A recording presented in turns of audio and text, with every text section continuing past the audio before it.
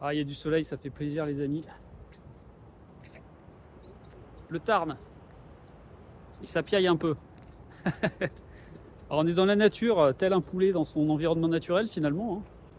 Et je voulais vous faire une petite vidéo pour vous parler de la confidentialité de l'écriture. Parce que, bah, je ne sais pas vous, mais moi quand j'ai écrit Dilution mentale, j'avais pas envie forcément que mes brouillons, mes ratures, mes idées en vrac qui étaient réécrites toutes les 24 heures, si ce n'est si ce n'est plus, partent dans la nature. Si à un moment donné je veux publier mon livre dans un format, que ce soit e-book, que ce soit un format même papier broché, j'ai pas envie que ce soit un format qui était avant absorbé, pompé, utilisé pour nourrir tel logiciel, telle base de données, tel modèle, etc.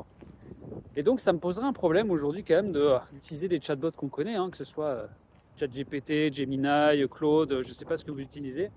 D'ailleurs, dites-moi en commentaire si vous utilisez ces outils-là pour vous aider à écrire.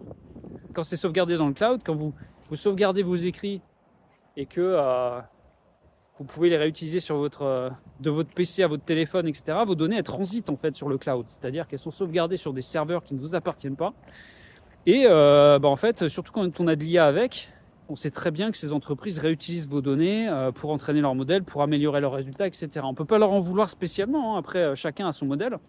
Mais quand on est écrivain, moi je sais pas, mais j'ai pas envie forcément que mes brouillons partent dans la nature comme ça, quoi.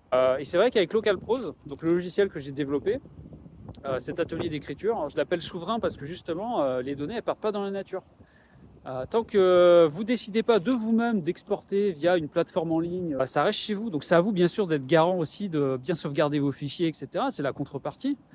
L'IA qui tourne, elle est en local sur votre machine, donc c'est aussi la contrepartie. Forcément, c'est pas sur des serveurs accélérés à l'extérieur, etc. Mais par contre, tout ce que vous faites dans le logiciel, ça reste chez vous, quoi. Donc dites-moi en commentaire les amis si comment vous positionnez par rapport à ça. Moi, c'est vraiment un choix aussi de positionnement, hein, pour Localprose. La souveraineté en fait des données en tant qu'écrivain qui a envie tout simplement de conserver un peu la maîtrise de ce qu'il écrit. Dites-moi les amis comment vous utilisez l'IA aujourd'hui et si vous avez déjà vu passer Localprose, parce que je vous invite à regarder le projet. Ça débarque le 27 janvier, une toute nouvelle version avec gestion des fiches personnages, de l'analyse, des chapitres, des aides bien sûr avec IA à tous les niveaux que que vous n'êtes pas obligé d'utiliser, mais bon, ça peut vous augmenter si vous le souhaitez, avec ces données qui restent en local. Dites-moi si le concept vous intéresse.